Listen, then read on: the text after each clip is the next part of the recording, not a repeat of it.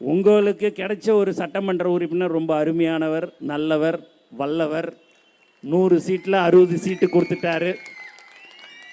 நான் அடுத்து 60 சீட்டு கொடுத்துட்டாரு, இன்னும் 40 சீட்டு இருக்குதுன்னு நான் யோசிச்சுனே இருந்தேன். என் டி நகர் தொகுதியில் இருக்கிறவங்களை எடுத்துன்னு போய் அந்த 40 சீட்டையும் போயிட்டு நான் ஃபில்லப் பண்ணிடணும். ஏன்னா அண்ணா நீ தானே, நான் 60 பேர் தானே, நீ 100 சொன்ன இல்லைண்ணே, 60 கொடுத்துட்ட, மீதி 40 இருக்குதுல்ல, என் டி நகர் தொகுதி கொடுங்கன்னு சொல்லிவிட்டு நான் எப்படியாவது எங்கள் அண்ணங்கிட்ட பேசி நான் வாங்கிடுவேன். அதே மாதிரி அவர் ஃபைனான்ஸ் மினிஸ்டராக தான், நிதி அமைச்சராக இருக்கிற போது என்னுடைய துறை சார்ந்த அதிகாரிகளிடம் நான் சொன்னது, சீக்கிரமாக போயிட்டு அவர்கிட்ட போய் எது எது தேவையோ அதெல்லாம் கேட்டு வாங்கிடுங்க. மற்ற அமைச்சர்லாம் போயிடுவார், விளையாட்டுத்துறை அமைச்சர் பக்கத்திலே இருக்கிறார், ரூம் வச்சுருக்கிறாரு, பக்கத்திலே போய் கேட்டுருவார், நீங்கள் உடனே போய் நீங்கள் வாங்கிடுங்க அப்படின்ன. உடனே யோசிக்கிறார் பொதுப்பணித்துறை அமைச்சர், ஓஹோ அண்ணன் உனக்கு மட்டும்தான் தருவாரா, நானும் கேட்டுடுறேன்னு. ஆனால் நான் முதலே அச்சாரம் போட்டேன், அண்ணன் எனக்கு எதுவாக இருந்தாலும் எனக்கு கொடுத்துட்டு தான் நீ மற்றவங்களுக்கு கொடுக்கணும்னு சொல்லிட்டேன். ஏன்னா கண்டிப்பாக அவர் ஒரு நல்ல மனிதர், மனசார சொல்கிறேன், அவரை பெருமைக்கோசம் இந்த மேடையில் சொல்கிறேன். நீங்கள் எல்லாருமே கொடுத்து வைத்தவர்கள் தான்.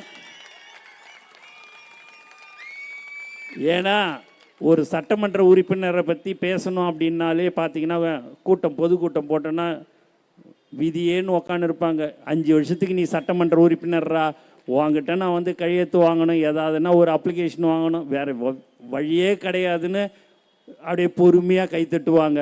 ஆனால் இங்கே உணர்வுபூர்வமாக ஒரு சட்டமன்ற உறுப்பினர் உங்களுடைய அமைச்சரை சொன்னவுடன் நீங்கள் சந்தோஷத்துடன் கைத்தட்டுகிறீர்கள் என்று சொன்னால் அவருடைய சேவை மிக சிறப்பாக இருக்கிறது என்பதுதான் அர்த்தம்.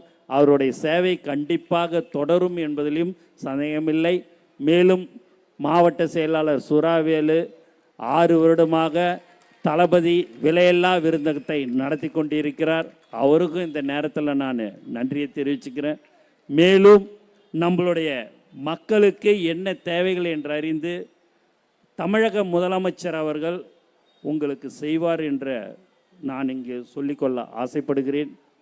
மேலும் வீடு கட்டும் திட்டத்தின் கீழ் கண்டிப்பாக எங்கெல்லாம் குடிசை வீடு இருக்கிறதோ அது கண்டிப்பாக இந்த 5 வருடத்தில் கல்வீடாக மாற்றுவதற்குண்டான ஏற்பாடுகளை மாண்புமிகு முதலமைச்சர் அவர்கள் செய்வார்கள் என்று நான் இங்கு தெரிவித்துக் கொள்கிறேன். பிளே ஸ்டோர் மற்றும் ஆப் ஸ்டோரில் இருந்து பாலிமர் செயலியை QR கோடு மூலம் பதிவிறக்கம் செய்யுங்கள். செய்திகளை உடனுக்குடன் பெறுங்கள்.